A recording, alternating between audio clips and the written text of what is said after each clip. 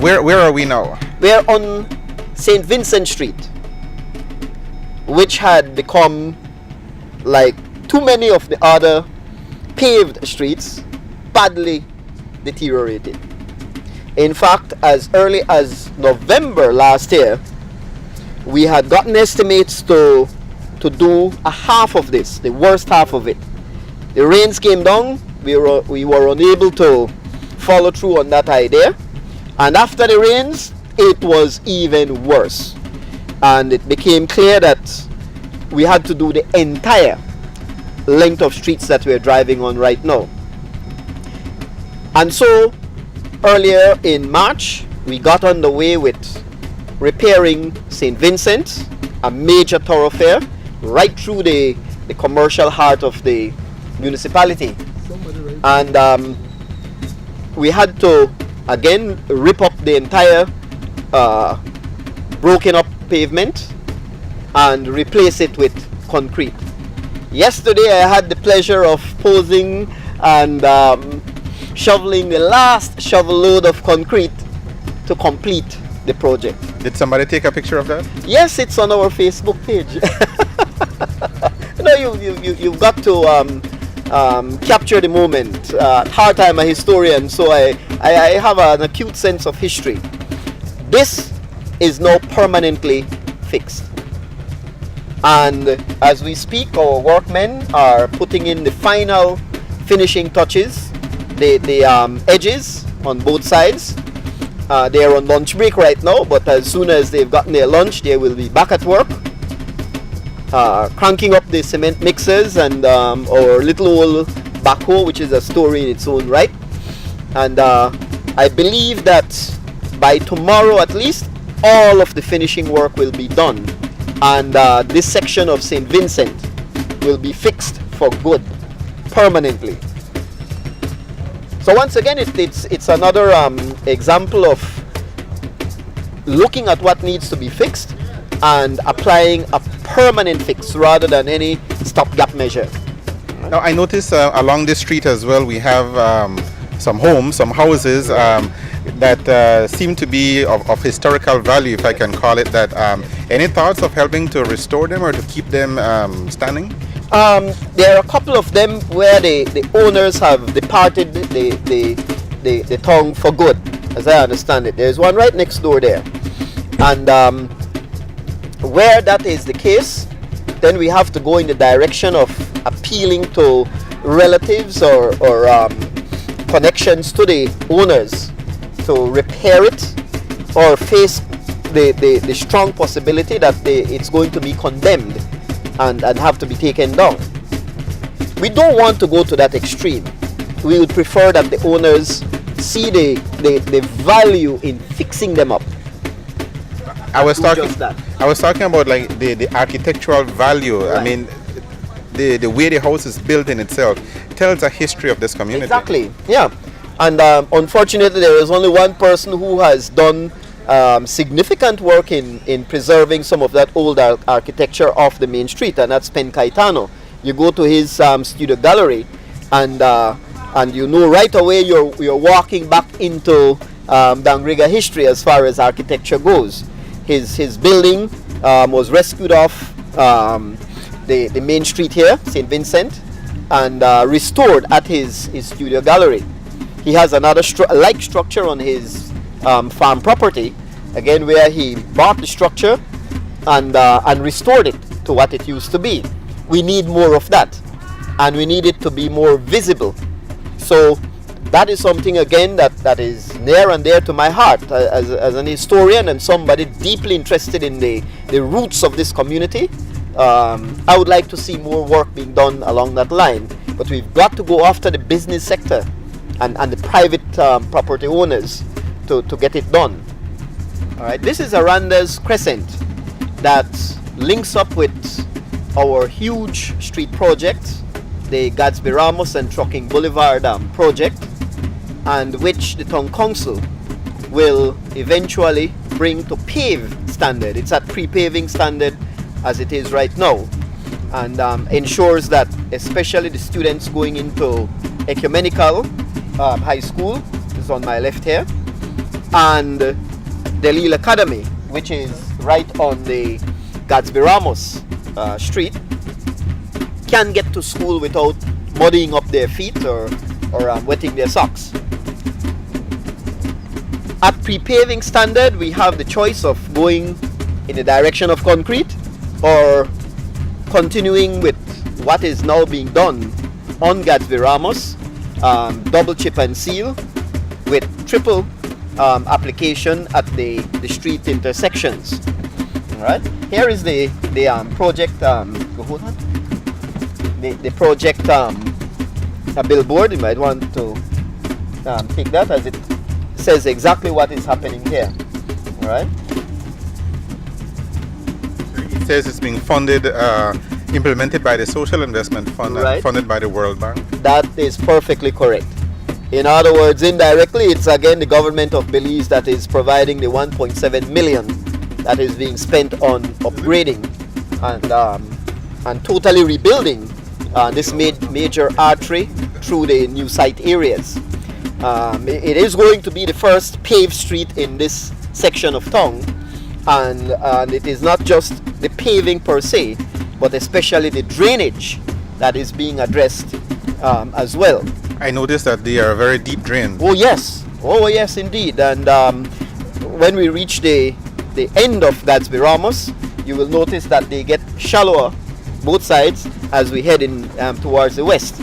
The water runs from that direction to the east, where the drains empty into the what we call the Red Cross Canal. So it's a major drainage project, along with rebuilding the streets. All right. How long is this project going to take? It's slated for completion by July, or just around the time when the rains begin to hammer us. But given the way the rains come now, this could be the situation like last year, where the rains didn't come until November, but when they did, they came with a vengeance. So July is a good ending point for it, and it will also give the council a chance to address the feeder, the drains coming out of new site and linking up to these two main spillways.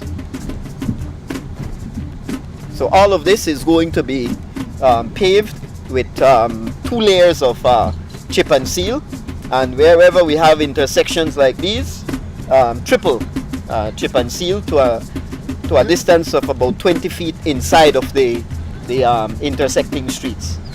Then it will have all speed bumps and pedestrian ramps,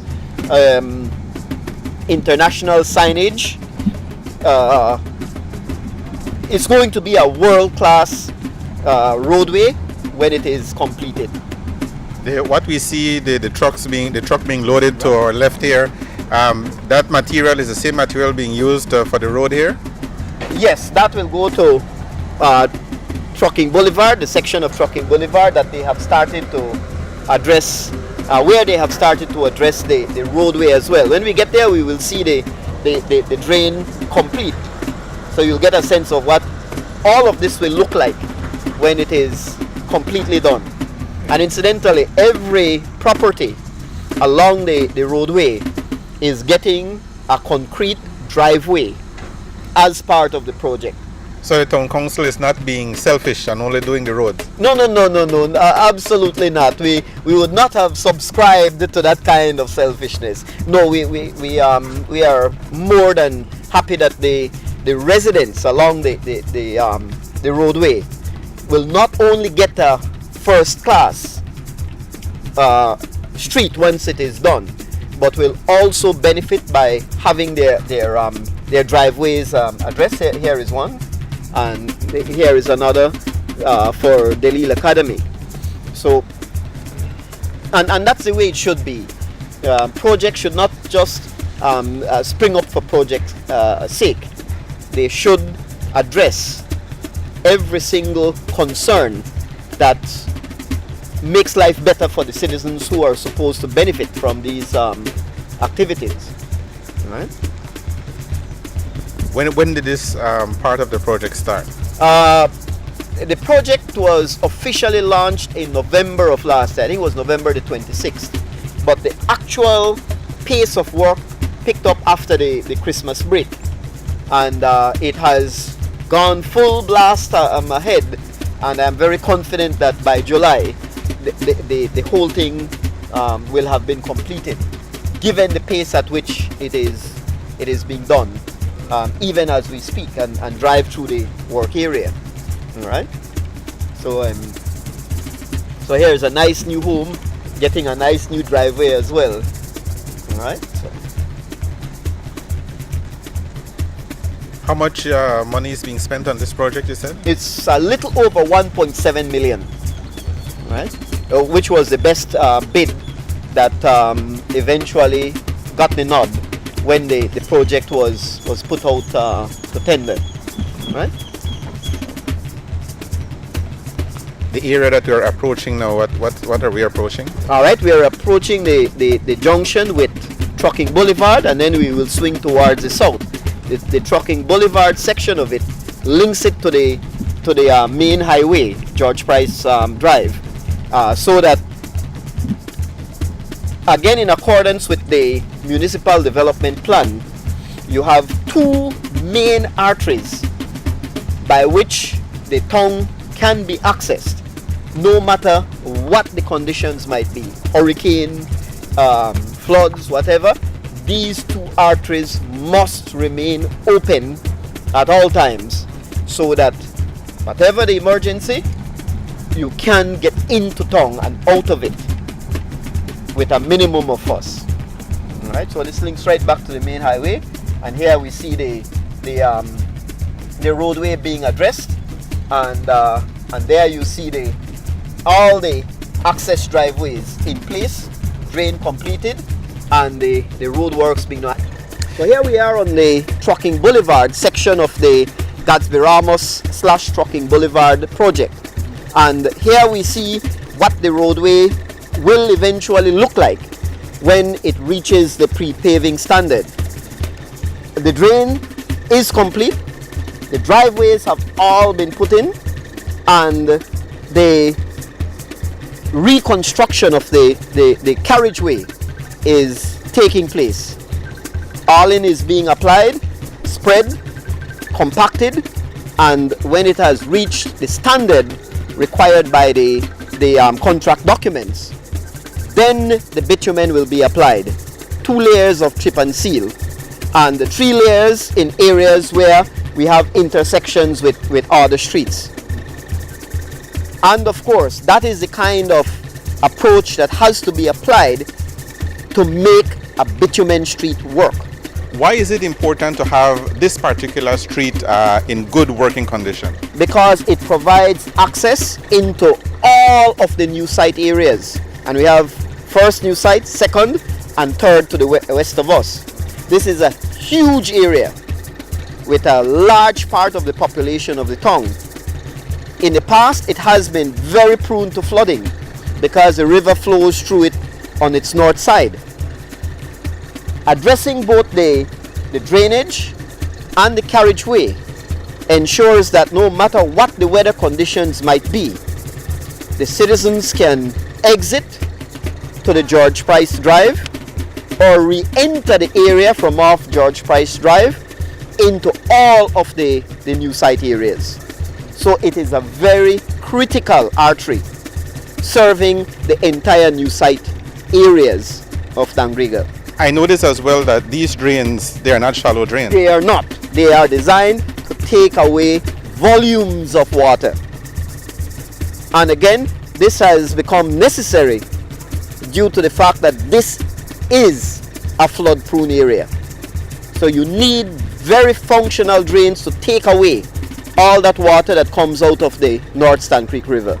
It appears as if though it's been compacted. When will it start the paving process? Not sure. I believe in about a month's time, from what I know now of street works, because all of this will have to be properly elevated to the levels required by the engineering designs for the roadway and compacted before the application of the the bitumen surface. So I figure in about a month's time, we should see paving actually being done. And the weather conditions have been so nice so far. We had some heavy rains over the past couple of days, but that has helped rather than hindered, because the oiling that is used is better compacted when it's damp or wet. So it's moving along nicely. Mayor Humphreys, as we come to the end of the program for this week, I want to give you an opportunity to say one final words, not only to the residents of DANGRIGA, but to the rest of the country. What message would you have for them? Well, actually two. One is that all of the elected officials, be they the glorified garbage collectors like myself in the councils, or the more elevated colleagues who sit in the National Assembly, we are all charged with one fundamental responsibility: make life better for our people. And that translates into building better streets and drains. It translates into improving sanitation in making parks more child-friendly, and communities in general more child-friendly and sustainable, as we say. It translates into bringing down the crime rate, having activities inside of our towns and communities in general that generate economic activity and provide jobs. See to it that our schools are schools that children can access them no matter what the weather might be, without wetting their feet or being compromised in getting their education in any way, shape or form. So, and if we always apply that principle that we are elected to serve, and serve every single day of our terms of office, we will go light years ahead in delivering what people expect from their elected officials. The second point is this: there are challenges of limited resources, human resources, negativism in all its shapes and forms, political and otherwise, economic challenges where jobs are just not up to employing everybody. But we are elected to find solutions to those problems, and at the municipal level, every single day we try to address those issues and problems and ensure that we are moving ahead as a community and eventually as a nation. So the task is big, but nobody said that it was going to be easy. And having put ourselves forward as community leaders, and therefore in general leaders of our country, then we have an obligation to satisfy the mandate that the people entrusted to us and deliver the goods and services that they so richly deserve. At Culture Capital, that is our mantra, that is our mission. We try to make life better on a daily basis, and we will continue to do that until our term of office is completed.